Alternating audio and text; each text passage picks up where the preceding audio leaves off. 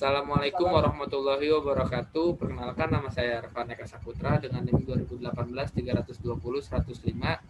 Ingin mempresentasikan tentang standar akuntansi keuangan syariah. Penyajian standar akuntansi keuangan menurut PSAK nomor 101.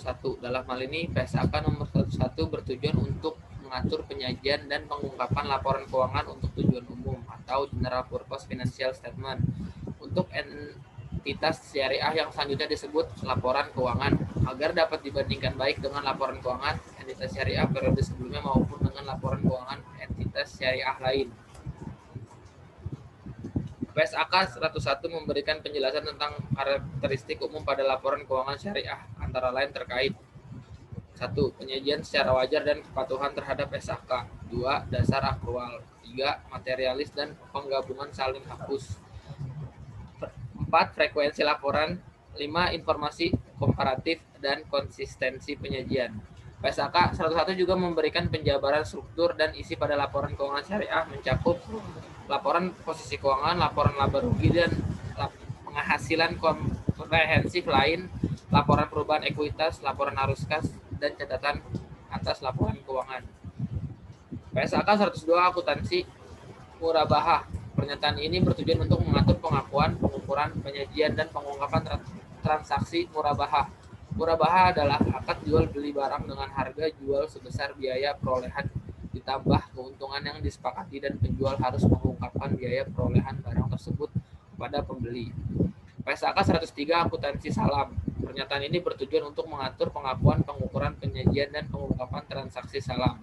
PSAK 104 akuntansi istisna. Pernyataan ini bertujuan untuk mengatur pengakuan, pengukuran, penyajian, dan pengungkapan transaksi istisna. Istisna adalah akad jual beli dalam bentuk pemesanan pembuatan barang tertentu dengan kriteria dan persyaratan tertentu yang disepakati antara pemesanan atau pembeli dan penjual atau pembuat.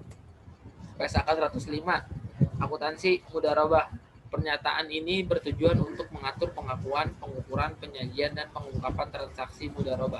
Mudharabah adalah akad kerjasama usaha antara dua pihak di mana pihak pertama atau pemilik dana menyediakan seluruh dana, sedangkan pihak kedua atau pengolah dana bertindak selaku pengelola dan keuntungan dibagi di antara mereka sesuai kesepakatan, sedangkan kerugian finansialnya hanya ditanggung oleh pemilik dana. PSAK 105 akuntansi musyarakah.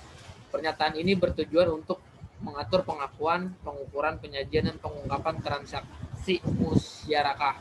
Musyarakah adalah akad kerjasama antara dua pihak atau lebih untuk suatu usaha tertentu di mana masing-masing pihak memberikan kontribusi dana dengan ketentuan bahwa keuntungan dibagi berdasarkan kesepakatan, sedangkan kerugian berdasarkan porsi kontribusi dana. PSAK Syariah 107 akuntansi ijarah.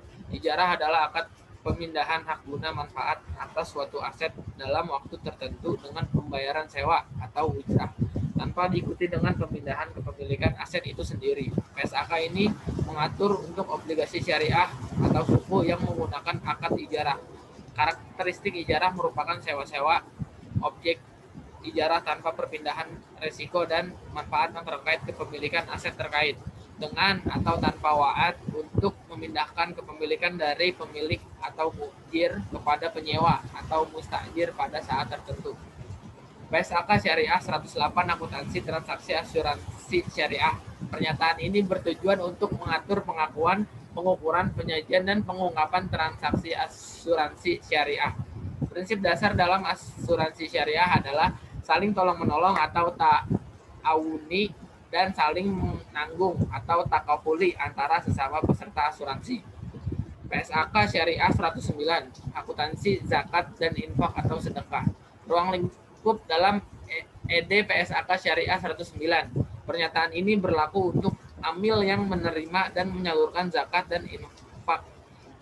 Amil yang menerima dan menyalurkan zakat dan infak yang selanjutnya disebut AMIL merupakan organisasi pengelola zakat yang pembentukannya dimaksudkan untuk mengumpulkan dan menyalurkan zakat dan infak atau sedekah.